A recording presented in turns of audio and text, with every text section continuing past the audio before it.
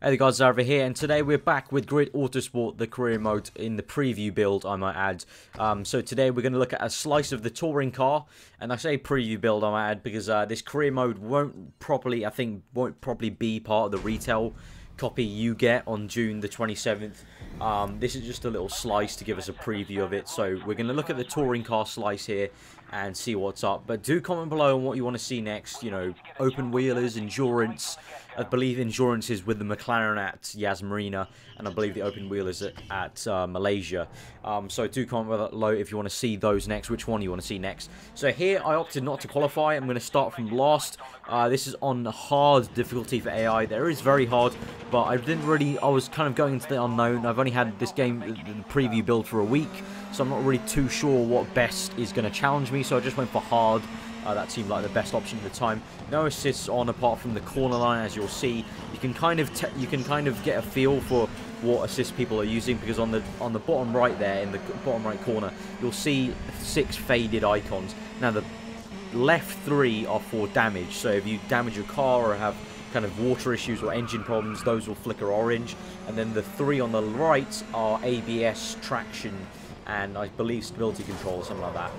So, you know, you can always tell if you're using assists or not. So yeah, I'm using none of them. As you can see, none of them are flickering on right now. So I've only got the corner line on just because, you know, I'm not going to bother trying to learn the breakpoints. And also, it's not really going to make too much of good gameplay if I'm just missing every single breakpoint on the track.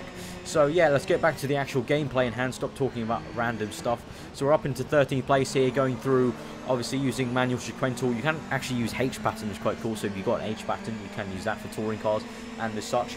But yeah, we took that corner in 3rd gear. That gave us quite a nice exit. So now we're on the back of, I can't really see this guy's name in the daylight, but I think he's our rival. So we're going to try and overtake him. We're going to overtake 3 cars. Brilliant slipstream there down the back straight here at Turkey.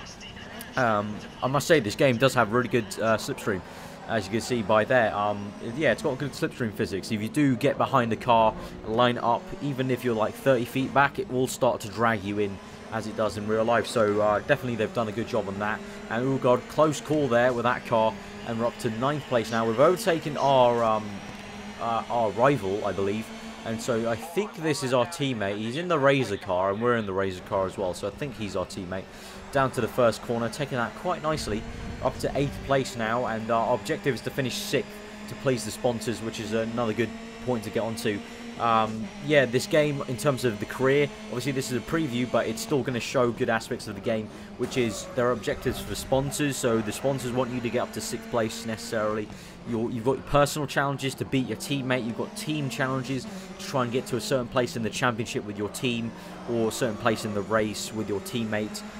So it's a lot more towards Grid 1 in terms of the career mode. You get proper objectives, unlike Grid 2, where it was basically a grinding race career mode, where you just did race after race to try and finish it. Whereas this, you have to work your way up, try and get up to better teams, try and secure better sponsorship to try and get up to the kind of top tiers of each discipline you want. And also each discipline is different, so it doesn't help to be good in one discipline. It won't help you out in another discipline.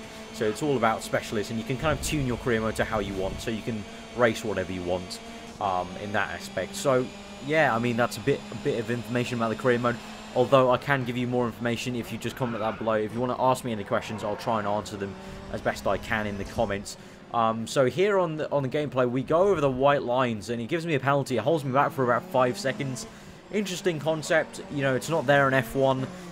Here on Grid Autosport, they definitely, like they did in Grid 2, they hold you back if you go over the white lines. Now, I thought there it was a bit unfair, because I didn't really go over the white lines completely. I still had my right side of the car on the track, so I thought it was maybe a bit tweaking, because at times it is quite harsh. But I guess, you know, that's quite good in other ways. I guess, you know, the proper sim racers out there will like it if it's that harsh. Getting onto sim racing, yeah, this game isn't sim. It's not a sim racer, but it definitely it's got some more realistic aspects to it. It's definitely far away from Grid 2, and definitely more like Grid 1. So Grid 1 fans will enjoy this game. I'm going to say that right now. Grid 1 fans will enjoy this.